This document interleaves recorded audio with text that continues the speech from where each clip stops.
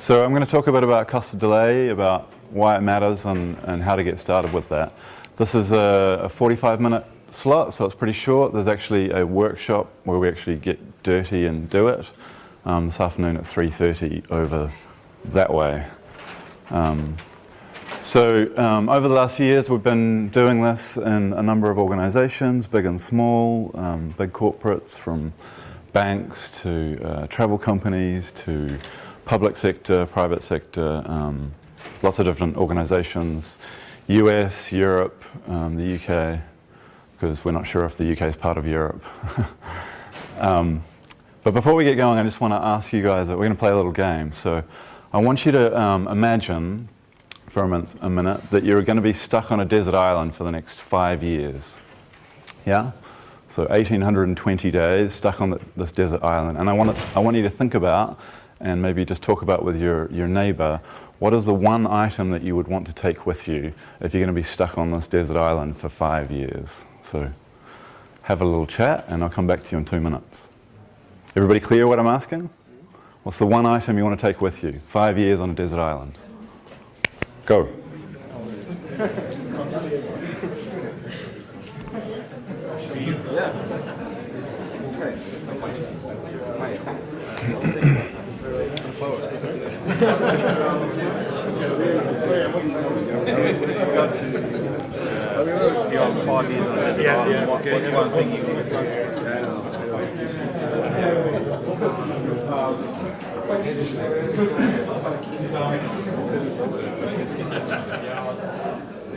Swiss Army knife?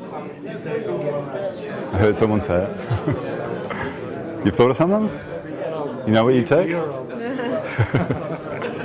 wants a never-ending cold beer. He does kind of look a little bit like he needs a beer, right? Yeah. Tough day in the office. Okay. Who wants to share? What's the one thing you'd want to take with you? Anyone? What would you take? Desert island, by the way. Sorry? How big is it? Yeah. Oh, I haven't had that question before. Let's say it's small. Why does that matter? Well, you know, we'll be in the middle of it. And might need a car to get there. It's big enough. Let's say that. What would you take? Deserted. And it's deserted. Completely. No other people. Swiss Army knife. You take a Swiss Army knife. Anyone else? Satellite phone. A what? A satellite phone? You really want to talk to someone until the batteries run out, and then I'll take a boat. a boat. Okay, a life raft perhaps, a big boat, a yacht. Anyone else? Come on. Well, everyone's thought of something, I think. Yeah, everyone's had to think of something. Okay, so now unfortunately you travelled with the wrong airline, and they've lost your item. Basically, in order to get it back, they're asking you what it's worth for you to have it back. So what I now want you to have a think about, and again confer with your neighbour, how much are you prepared to pay in order to get that item for the next 5 years on this desert island? What's it worth to you, is the question. Have a chat.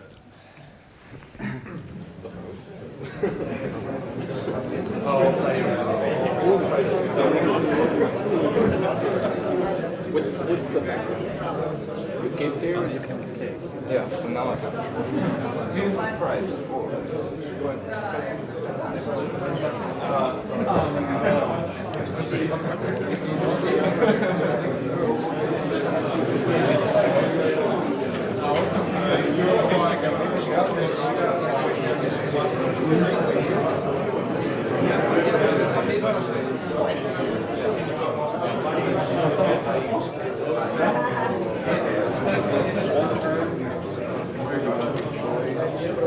Okay. How much?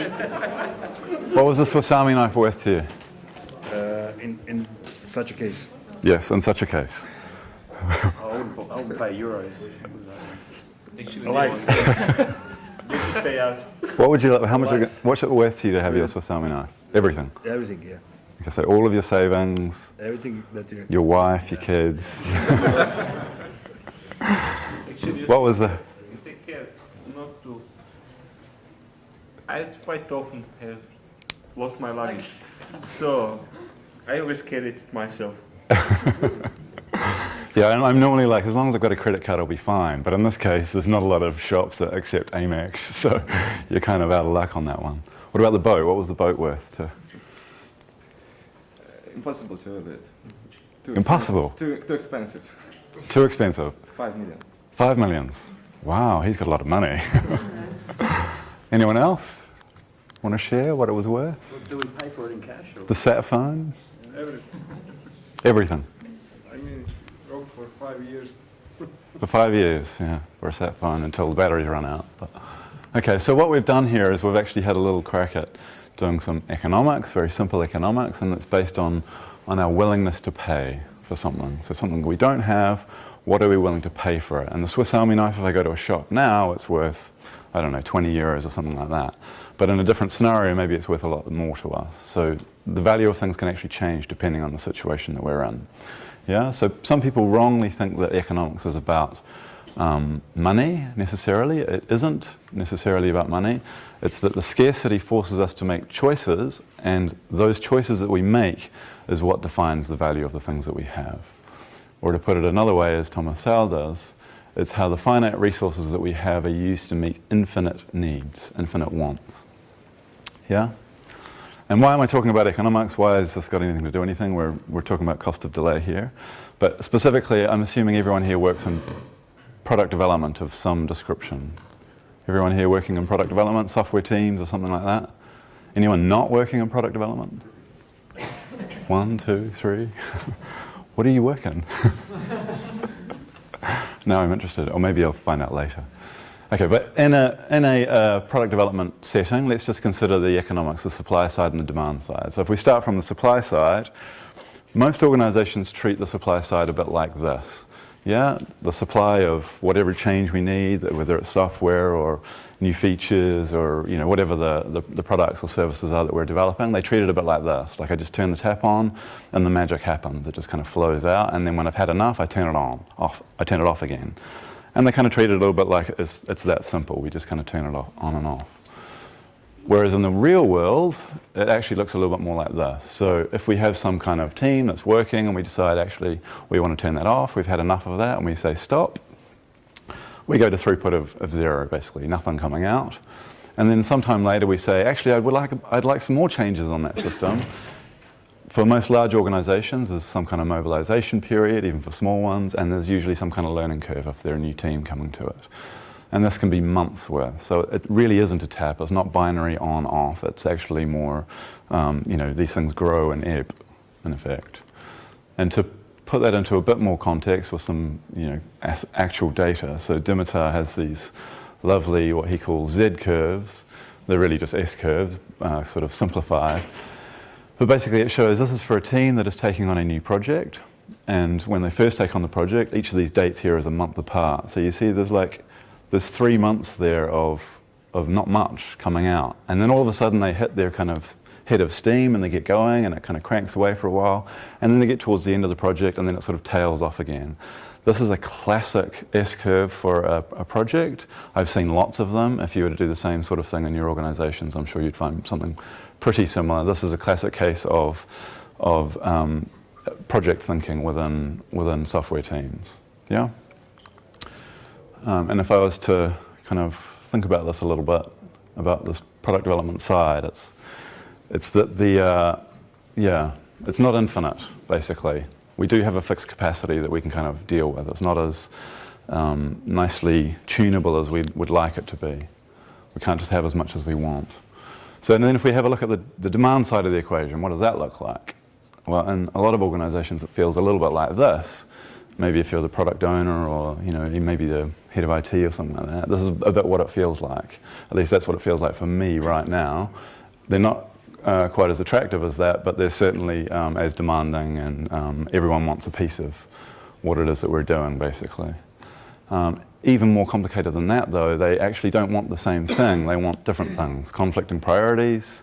They're pulling in different directions. And, of course, everyone thinks that the thing that they want is number one. Yeah? Maybe this is not a problem for you guys, but this is every organization that I've worked with or worked in. this is basically the situation that we're dealing with. Everything's number one, conflicting priorities, limited capacity, competing stakeholders. Does this sound familiar?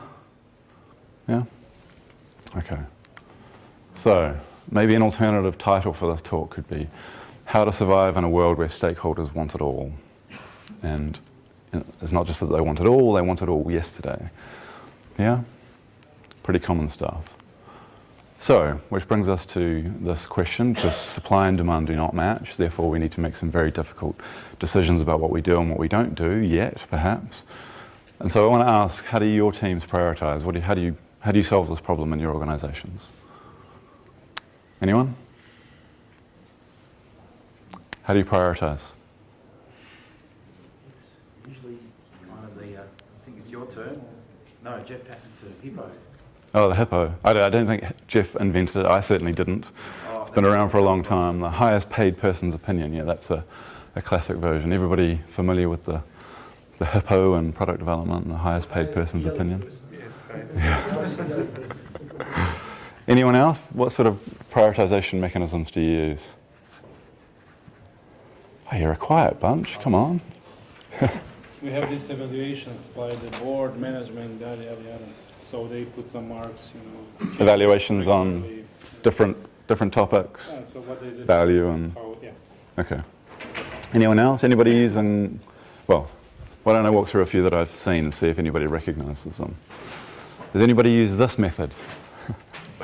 Everyone knows where it is? This is one of my pet hate prioritization methods, the Moscow method. Does anybody know why this doesn't work very well? Can anybody tell me why this doesn't work very well? It's all a must. So you basically get this big long list of musts. The usual state that I find is when you say, oh, okay, so here's the list of requirements. Okay, we're just going to apply some Moscow to this. So what are the must-haves? Oh, we've already whistled away all the other ones. These are the must-haves. So this is the minimum sort of list. Okay, so that's not very useful. Another model which I see quite a lot of is where we basically carve up the available capacity and we allocate that capacity to certain business units or different departments within the organization, perhaps. Sometimes that can be by product owner or product manager. So they get a certain slice of the available capacity. Anybody familiar with this or a version of this? Yeah? So you have a team that's basically dedicated to a person to control and manage. See quite a lot of it. A bit like blind justice, it's also a little bit blind to value. So unless you have managed to figure out in advance what is the right allocation to make of the capacity to that particular department or product manager, product owner, it's effectively a bit blind to value, and at least in that part of it. The one that I kind of like, the one that I see probably the most often, what I like to call the Eurovision model. It's kind of a little bit of a mix of various things, but it's usual sort of horse trading, lobbying, populism, you scratch my back, I'll scratch yours, favours for friends, that sort of thing, the sort of politics of prioritization.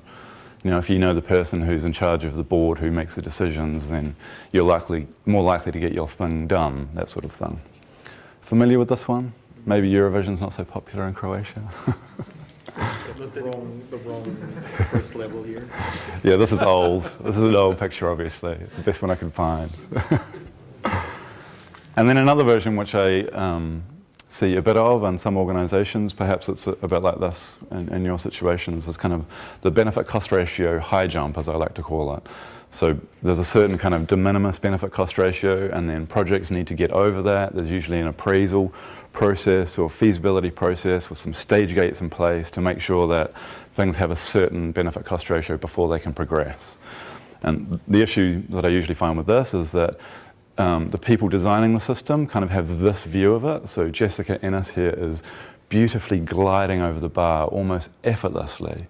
And what you don't see is the months and months of effort that went into getting her to that position, or the 1,500 goes she had at it before she actually managed to get over it at that particular height. So it kind of hides all of that stuff that's going on upstream. And to kind of put some real numbers on this, so this is a snapshot of the work in progress that was in place when I first started working with Maersk Line, the container shipping company. And as you can see, they had nearly 3,000 items further upstream of the prioritization point where they were choosing. So ready for prioritization, all of those things in the states above, nearly 3,000, which is basically one order of magnitude higher than the things that are actually in development. Most organizations do not capture this. We call it the fuzzy front end because it's a little bit blurry and we have no visibility of all this stuff that's going on up here. Yeah, usually the first time we get any sort of handle on our work in progress is when it actually arrives in IT for some kind of estimation kind of process. Familiar? Or maybe you don't have this visibility, but I'm almost certain that if you did have it, it would look something like this.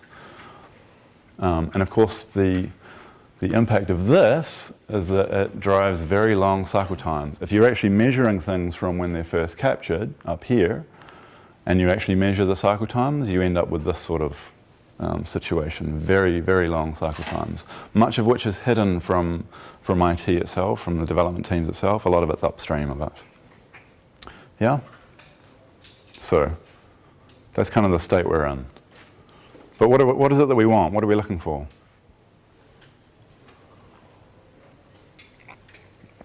Perhaps there's a better way to do this. Yeah? Something that helps us to focus more on value and urgency, something that helps us make better trade-off decisions, something that helps change the focus of the conversation.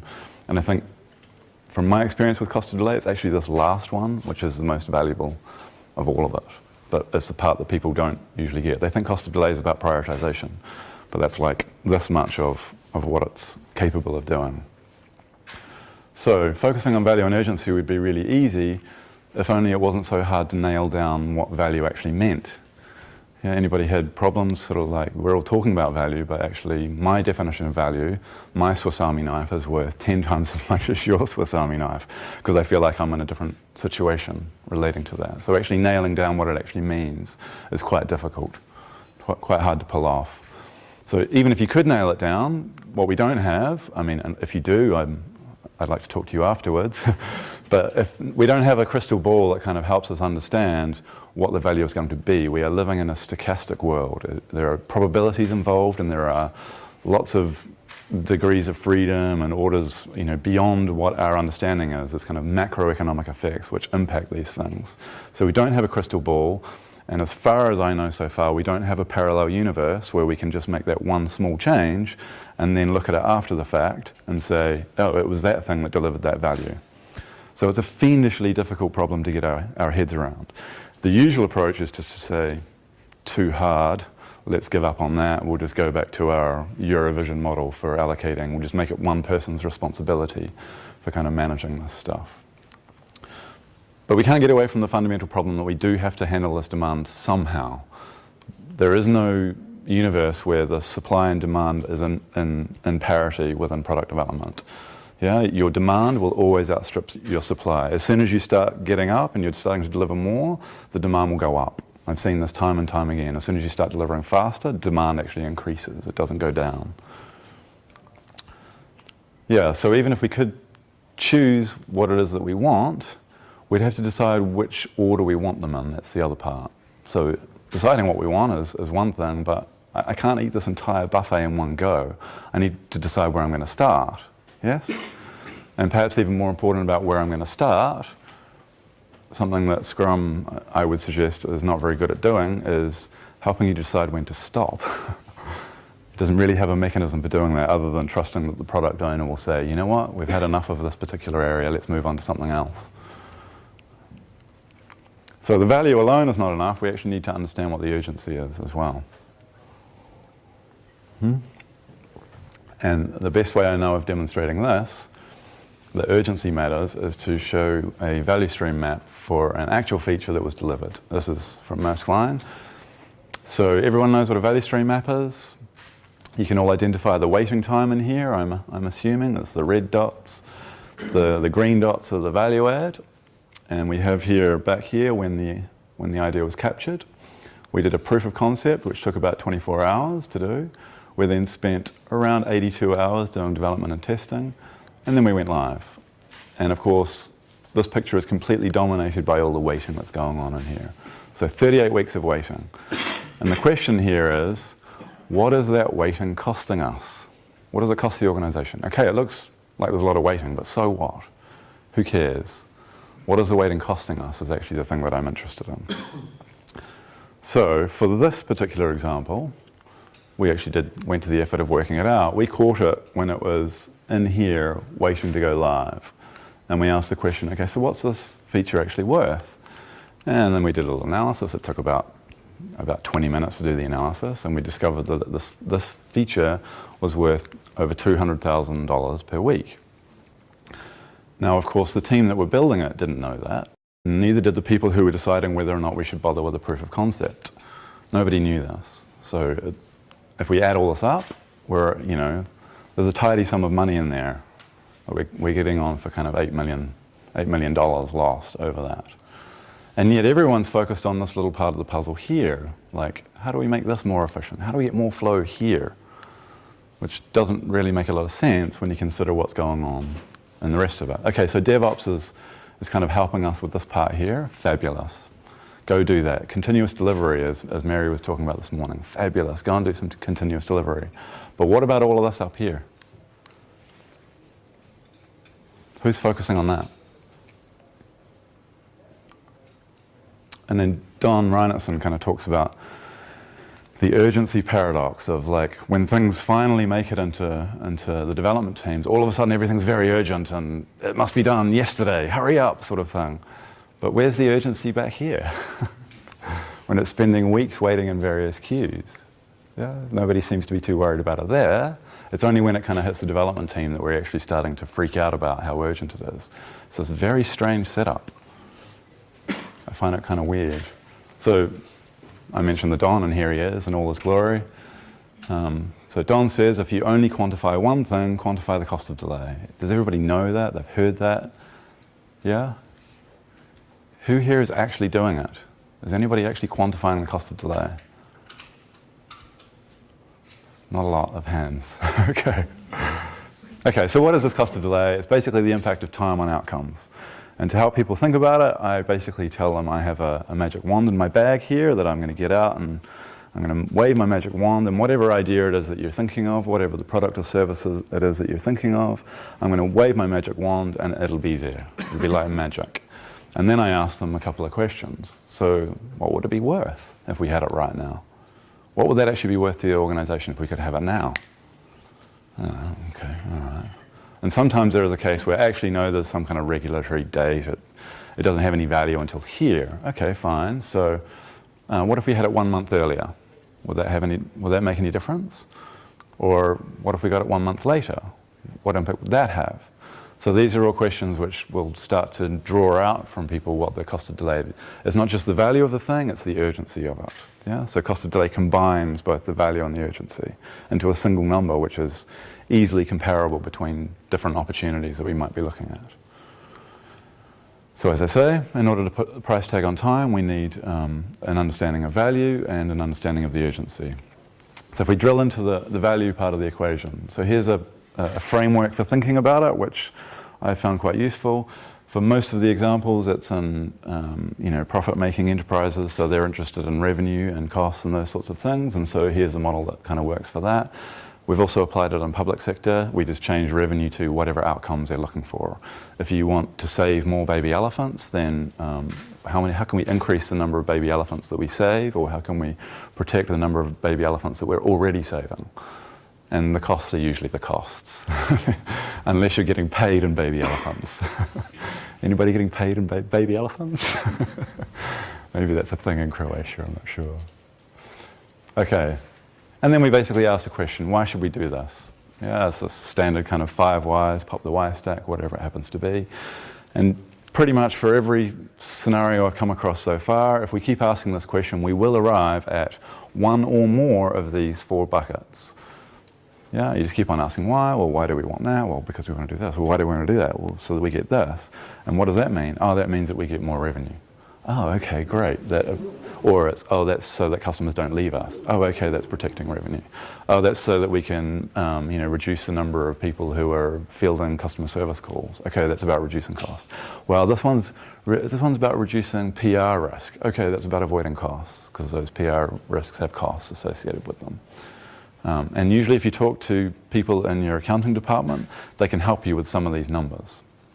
Someone will have them in your organization. They're just often some other silo that you're probably not talking to necessarily. So a couple of tactics to getting to dollar figures. So the first one is we can make the value equal to the alternative. So if we're going to automate a process, then we could say, well, it's currently costing us this much in terms of people or whatever expenses that we need, so we can work out what that cost is. Therefore, the value of automating it is reducing that cost. But then we also have these a bunch of human errors that come by because the people make mistakes. So actually, if we were to automate it, we would reduce the risk of that. Okay, so we can put in some avoiding costs associated with that. So that's one kind of version of it. Another one might be to estimate the value of the effects of the change. So if we're going to improve invoice accuracy, clarity, for instance, well, if we have more clear invoices, that means that we will reduce payment delays. This is something that companies report on in their annual report, so they do actually care about it. Their receivables turnover is an important number to manage. We make it easy for customers to pay the correct amount, so they may be less pissed off with us, constantly querying, is this the right amount? So they're more likely to stay with us. It's just a nicer way to do business with them. And it can be less employee time actually fielding all these calls from people who don't understand their invoices. You'd be surprised the number of companies where this is a thing. So I've done some work with a student loan company in the UK, and almost all of their customer service team is fielding calls from people who do not understand their student loan statements. I didn't realize my student loan bill was that high, and what's with this interest here? I didn't think I was paying interest while I was studying. Yes, you are. So on and so forth. So this is how we go about it. So we're putting up, that's the value side of the equation. If we have a look at the urgency side of the equation, for that we need to do a little bit of calculus. I know, fun, eh? So notice on the y-axis here, we're talking about benefits per week. Yeah, this is the rate. It is not the cumulative benefits. I can look at the cumulative benefits as the area under the curve, as we'll see. So the benefits per week that something is generating. So let's say for something that has an idea that has a very long life, say you're automating something, and the peak is unaffected by delay. So if we're delayed, it doesn't mean the peak is going to be lower, because we're not in competition with someone else. So the peak is basically going to be the same whether we're late or not. It's just we're going to be delayed by an amount. So in this scenario, if we're delayed, we just shift the whole thing that way a little bit. And if we take the area under those two curves and we subtract one from the other, we can basically work out what our delay cost is. Now that sounds like you have to do some calculus in order to work it out, but thankfully for this particular example, it's dead simple. All we need to know is what the peak benefits are, and we need to know what the base of this parallelogram is. It's quite simple. It's not as difficult as you might think it is. We'll do some of this afternoon if you wanted to come along. So, let's say we have some cost of delay figures. I'm not going to go into any more about that because we're going to do it this afternoon. So here we have three requirements, 3 ideas, 3 opportunities, if you like. Which one of these would you do first? Pop quiz. Yeah, you laugh because it's easy, right? It's pretty obvious. Of course we're going to do the one that's worth $1 million per week. That's dead obvious. Okay, but what if the time to deliver those varies? Maybe the one that's $1 million per week is 100 times bigger than the other ones. How do we deal with that situation? Yeah, so we do actually have to have some idea of how big these things are. It's not that I want an estimate and a date associated with it. I just need to know some information about how long it's going to block the pipeline for. Yeah. So when the time required to deliver varies, then we divide by some guesstimate of the duration. This does not need to be super accurate. I can do it with t-shirt sizes. That's perfectly fine. But not doing it at all is a little bit mad. Unless everything that's coming into your product development is exactly the same size, then I'd say, well, unless they're roughly the same size, then I'd suggest dividing them by some estimate of duration does make sense. So basically, cost of delay divided by duration, we put the cost of delay on the numerator, which of course includes the value of the thing that we're delivering and the urgency of it. And then on the denominator, we put the duration. I'm not actually that interested in the cost of it, because that's relatively fixed cost, and it's related to the time anyway, so it's not a big deal. So I'm interested in how long the pipeline is going to be blocked for. Yeah, everyone following me? I'm making sense? So maybe you've seen these before, but let me run through it. So if we were going to compare CD3, cost of delay divided by duration, to some other scheduling methods. So first in, first out, if we have project A, it's going to block the pipeline for 5 weeks. It has a cost of delay of 1,000 per week, and that gives me a CD3 score of 200. But basically, if I deliver as they come in, A, B, and C, so if I delivered A, while I'm delivering A, I'm incurring the cost of delay of A and B and C, and then I get A. Fabulous. While I'm delivering B, I'm still incurring the cost of delay of B and C, and while I'm delivering C, I'm incurring the cost of delay of C. And if I work out the area under that curve, it gives me 50,000. So that's basically the total delay cost. Not the cost of delay, the delay cost. Cost of delay is a rate. It is something per week, something per month. The delay cost is basically summed up over a period. Yeah? If we compare that to switching that around so that we deliver in CD3 order, so that we deliver the thing with the highest CD3 score first. So while we're delivering B, we still incur this cost, and C, the cost of delay of the things that are still waiting, but basically there's a massive reduction in the total delay cost that we've incurred. And if you don't believe me, you can go and do the math, or if you're struggling to sleep, you can kind of work it out for yourself, perhaps. But basically, it's basically maths. It's not a question of opinion. It's pretty simple, really. And then, lest anybody be confused, I'm not suggesting that we just take this algorithm and we plug it in and it works magically. At the end of the day, people make decisions, not algorithms. So we'd always suggest that you start with a rough, raw cut of what your CD3 score is, and then adjust your cost of delay to reflect whatever broader strategy you've got, whether that's organizational strategy or technology strategy, and then state your reasons for adjustment. Yeah? Always adjust the cost of delay, not the CD3 score. The CD3 is just a ratio, it's meaningless. Whereas if I make an adjustment to the cost of delay, I get a sense of how much I'm tampering with the system. So if the hippo comes in and says, but this one here must be higher, okay, fine, it can be higher. We can handle that. We just make an adjustment to the cost of delay, and then we have some idea of how much we've been tampering with the system. So we make it visible, in effect. I sometimes get this question, usually from finance, why are you dividing by duration and not cost? So let me ask you a question. In product development settings, so in the product development context, which of these three is the most limited, would you say? Money, capacity, or time? First and second. Time is unlimited, obviously. Money, usually, if you've got a really genius idea, you'll find some budget for it. I mean, if it's really that great, they'll raise some capital in order to pay for it. Capital is extremely cheap right now, so usually it's not a question of money. Yeah, if it really is worth the money that we think it is, we'll figure out a way of paying for it. That's usually not the constraint, at least not in today's age, not in product development. Capacity, we could quibble about this one, mythical man-month, those sorts of things. There are some things you can do to improve your capacity. Yeah, you can better separation of concerns, your architecture, microservices, continuous delivery, a whole bunch of things that can help you deliver a little bit more. But it's not infinite. Yeah, that's not the thing that, we don't have maximum flexibility around capacity. I can't just double the size of the team tomorrow and expect my throughput to double. That would be mad, despite how some people might approach it. But time, on the other hand, is fixed. We can't go back. We can't replace it. The 45 minutes that you're spending here with me today, you're never going to get back. I'm very sorry about that. So consequently, this question is actually quite important to me. How long is the pipeline going to be blocked for?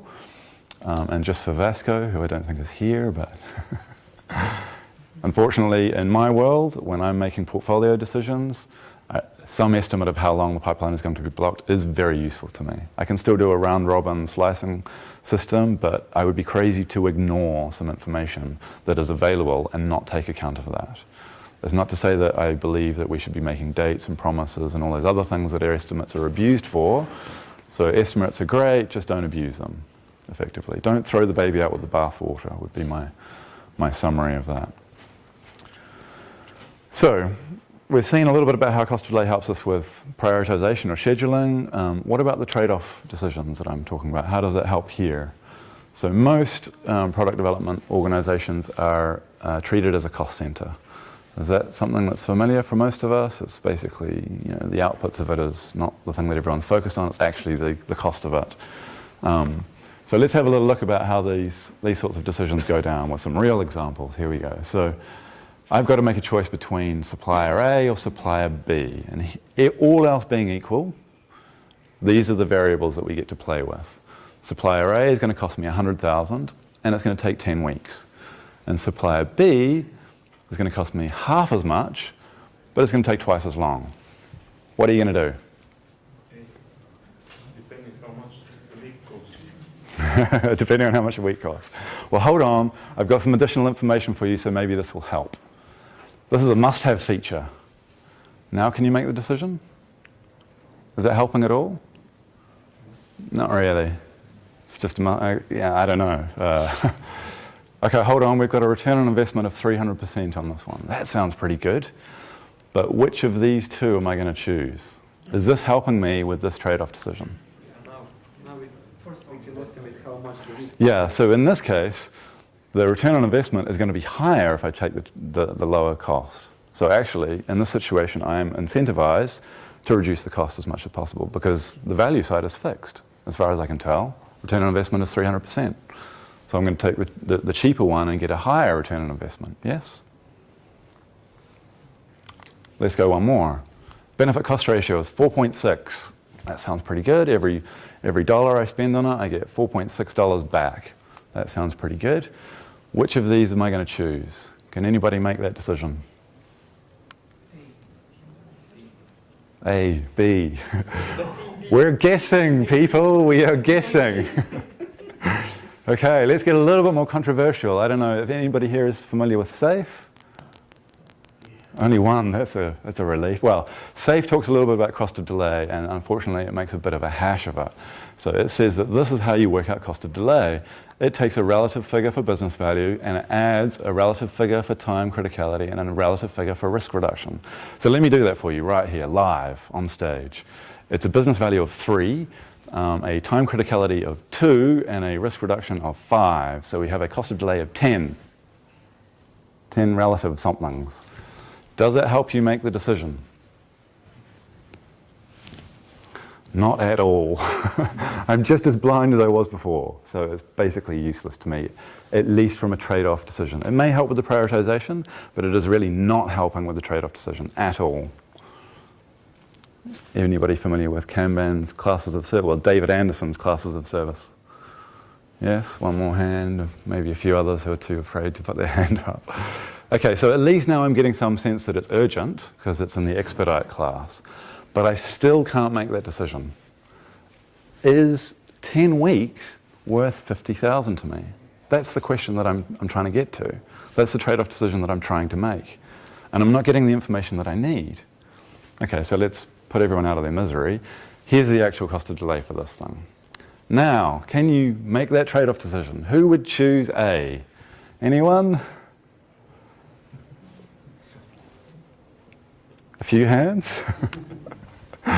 Who would choose B? Yeah, probably no one. I mean, it doesn't make any sense. 100,000 per week is going to take another 10 weeks. That means it's costing me 100,000 for that extra 10 weeks that it takes. So why would I take something that's 50 grand less? It doesn't make any sense. It doesn't make any economic sense, at least. It may make sense from some other angle, but it certainly doesn't make any economic sense. Yeah? And these are all over the place. I've done it for a vendor supplier. You could, basically product development, as you guys well know, is littered with trade-off decisions. They're everywhere. Yeah? If I want to work out what WIP limit I'm going to set, if I want to work out what the right batch sizes I'm going to do, if I want to work out whether I choose this architecture or that architecture, when I want to choose whether I add this number of people to the team or not, there's a whole bunch of decisions that we're making that we don't have sufficient information to make the correct trade-off decision. Yes? Infrastructure supplier, yeah, we could go on for hours, basically. So, enabling better trade-off decisions. Yeah, we understand that?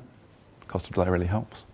Okay, changing the focus of the conversation quickly, because I think I'm out of time already, but I'm only keeping you from lunch. So if you want to leave and go get some lunch, then go for it. So we applied this across the portfolio at Maersk Line, and we wrote this up in some detail a couple of years ago. There's a paper called Black Swan Farming that actually you can get it from the site here. It's actually an IEEE paper, so you can download it from them as well if you like.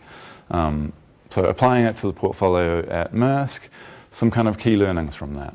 The first one is not as hard as you think. People think this is really complex, and it's like, oh no, it's got numbers, and we have to like make some estimates of what the value is. It's really not as hard as you think it is. I tend to find that people with an IT background, a development background in particular, who've been beaten over the head for inaccurate guesstimates for many years, they're afraid of making any sort of estimates about how big something might be. Usually people on the business side, they're not so afraid, so they're quite happy to kind of get in and do this. So give it a go. The other interesting thing is that it tends to go viral. As soon as you have one person, one team, who has the ability to speak in cost of delay terms, everyone else starts to figure out, oh, wow, they're doing something different, and they're getting this and they're getting that based on their ability to convey the urgency and the value of the things that they're dealing with. And so therefore it starts to spread from there. You will lose control of it. Here is a set of people kind of doing it. Here is the hippo in the room. Very effective way of surfacing assumptions. So these people now have a mechanism, a framework for talking about what the value is and what the urgency is. So they are less afraid of challenging this person who used to just say, well, this one is priority number one. Well, now they have a mechanism for understanding why that's number one and actually challenging some of those assumptions. The truth is, it's actually really unfair for us to expect one person to have a full understanding of the entire business and the trade-offs that are being made between the different opportunities that are coming up. It's actually really unfair on them to do that. So actually spreading the load amongst a whole team and, shock horror, including the development team themselves, actually improves. You get a lot better information, people are challenging assumptions, you can turn those assumptions into hypotheses, that sort of thing. So yeah, applying it across the whole portfolio at Maersk, this is basically their product owners. They'd kind of seen the impact it was having on other teams, so they were really impatient to basically get going with it. Another one, getting some understanding of the cost of delay through the value and the urgency, the cost of delay before it comes to the development teams to be sized. You discover that a lot of things just don't quite make it to IT anymore because they go through the effort of trying to work out what it's worth and the urgency of it, and a lot of them they decide not to bother with. So it actually reduces the impact of teams who are usually swamped with, can I get an estimate from this? Can I get an estimate for this? Can I get an estimate for this? Enterprise architecture started using it, which is fascinating. And there is, you've won when you start getting kind of senior managers talking in terms of cost of delay. Nobody's asking about dates and how much it's going to cost anymore. They're talking in these sorts of terms, like, why is this waiting in this queue for so long? Don't you understand the cost of delay is this? So it actually changes the conversation massively. So rather than talking about how much something's going to cost, instead they're talking about what the value of it is. Rather than focusing on the schedule, they're actually more interested in the urgency of it and therefore the speed end to end of getting these things. And rather than talking about scope, they're kind of more focused on the feedback and learning whether it turns out to be as valuable as we thought it was going to be. So a massively useful tool for breaking apart the tyranny of the iron triangle, which I'm sure none of you have ever suffered with. And then, did it work? Yeah, so, there were a whole bunch of other changes that we made at Maersk, but, cost of delay was an important ingredient in what we were doing. So, a huge reduction in the end-to-end cycle time from capture through to delivery. This is for their centralized booking engine, so basically the heart and soul of the entire operation. Any strategic change needed a change to this system here. So when it was 208 days on average, down to 104 days on average, that's a massive improvement for them. Same thing for their centralized finance, their invoicing and payment system, which is SAP, love it or hate it. 168 days previous cycle times end to end, down to 60 days. And then we had a target basically across all apps to get it down to less than 90 days, which doesn't sound like a lot, but for them it was like a sensible initial target, initial goal for them to shoot for. Slightly surprisingly, massive improvement in quality, much fewer defects, much fewer delays, and expensive patches were also reduced. And the benefits per dollar invested were actually vastly improved as well. And not something that we were aiming for, but reducing waste had a big impact on this. So we didn't need 9 project managers managing 3 releases in parallel anymore. So we basically do away with a layer of management and kind of make some improvements to both throughput and cost per hour, which was something that they wanted, they asked for, but we never promised. It just so happens that, you know, as we know, if you focus on cost, your costs go up, or if you focus on value and urgency, then other things happen. Strangely, sometimes your costs go down as well.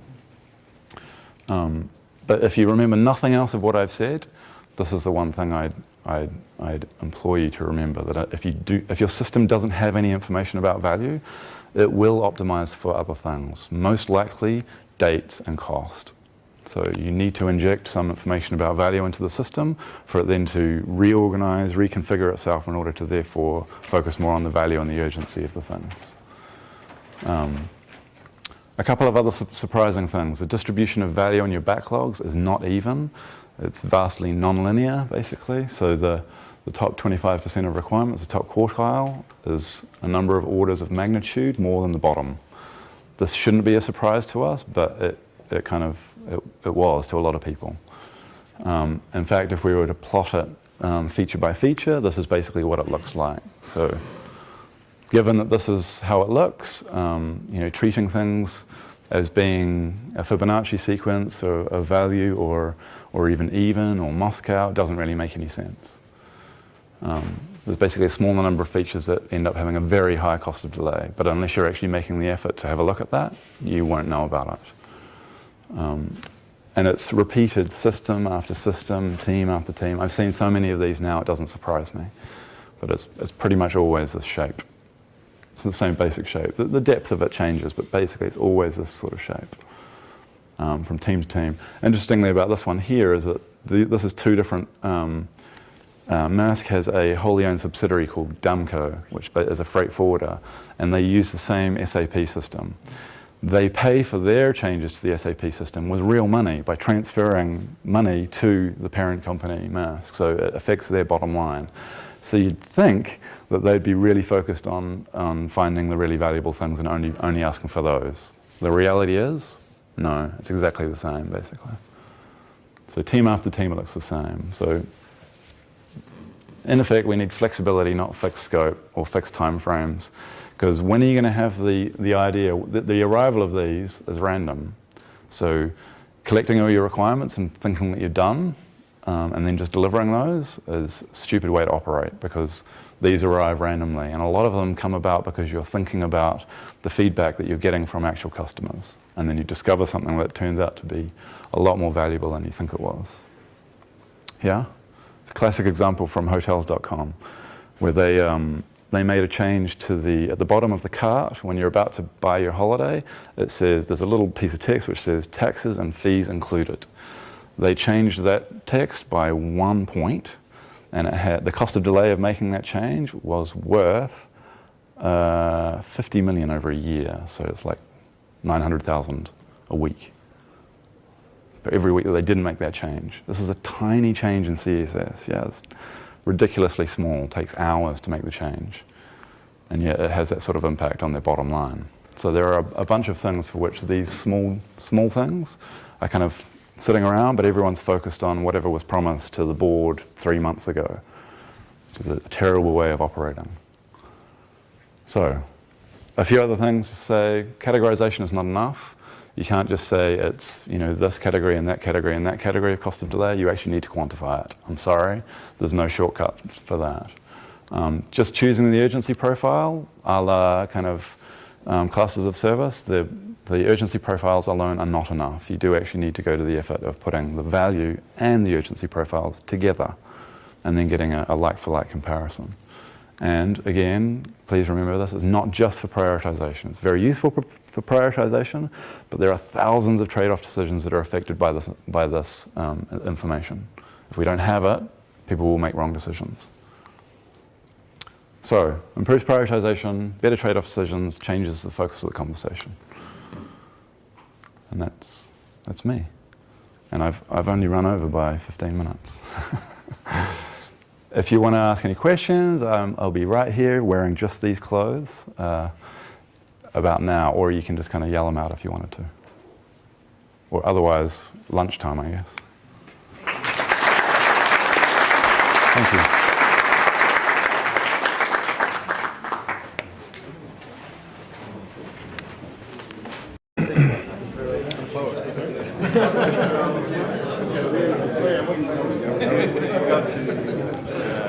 Beyond 5 years on this, what's one thing you want to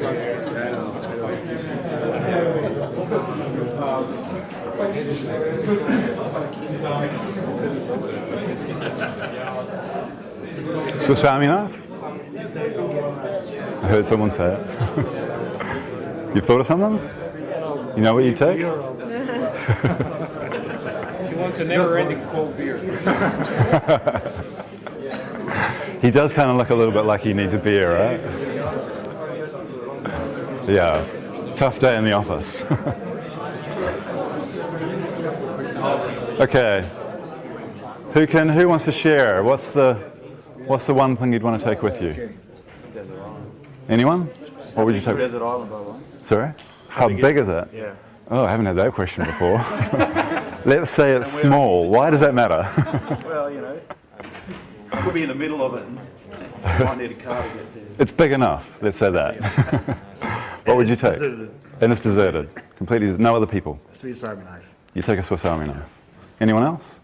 Satellite phone. A what? A satellite phone? You really want to talk to someone until the batteries run out, and then I'll take a boat. a boat. Okay, a life raft perhaps. A big boat, a yacht. Anyone else? Come on. Well, everyone's thought of something, I think. Yeah, everyone's had to think of something. Okay, so now I quite often have lost my luggage, so I always carry it myself. Yeah, and I'm normally like, as long as I've got a credit card, I'll be fine. But in this case, there's not a lot of shops that accept Amex, so you're kind of out of luck on that one. What about the boat? What was the boat worth? Impossible to have it. Impossible? Too expensive. Too expensive? 5 million. 5 million. Wow, he's got a lot of money. Anyone else want to share what it was worth? Do we pay for it in cash? Or? The sat phone? Everything. Everything. I mean, go for 5 years. For 5 years, yeah, for a sat phone until the batteries run out. But, okay, so what we've done here is we've actually had a little crack at doing some economics, very simple economics, and it's based on our willingness to pay for something. So something we don't have, what are we willing to pay for it? And the Swiss Army knife, if I go to a shop now, it's worth, I don't know, 20 euros or something like that. But in a different scenario, maybe it's worth a lot more to us. So the value of things can actually change depending on the situation that we're in. Yeah, so some people wrongly think that economics is about money necessarily. It isn't necessarily about money. It's that the scarcity forces us to make choices, and those choices that we make is what defines the value of the things that we have. Or to put it another way, as Thomas Sowell does, it's how the finite resources that we have are used to meet infinite needs, infinite wants. Yeah? And why am I talking about economics? Why has this got anything to do anything? We're talking about cost of delay here. But specifically, I'm assuming everyone here works in product development.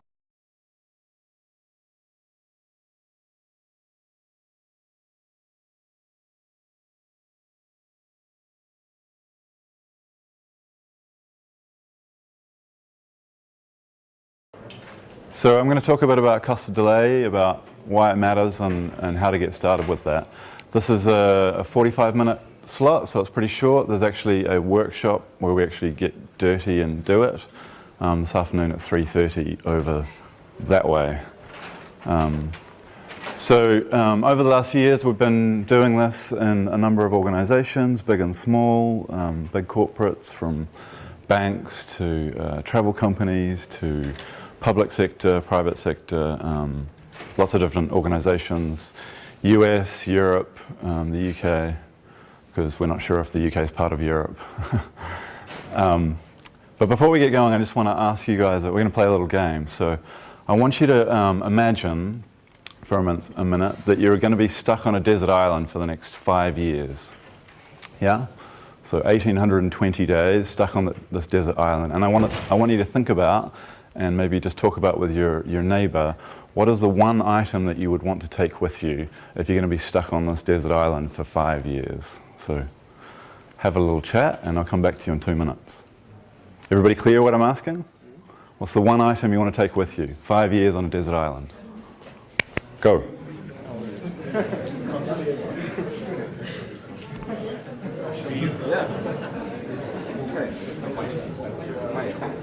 Fortunately, you travelled with the wrong airline, and they've lost your item,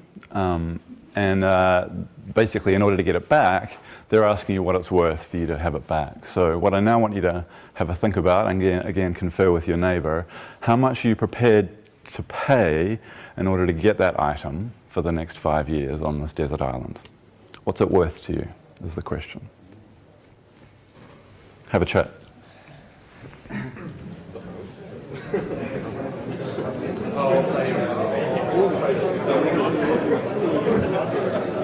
What's the background? You get there and you can escape. Yeah, so now I have two price.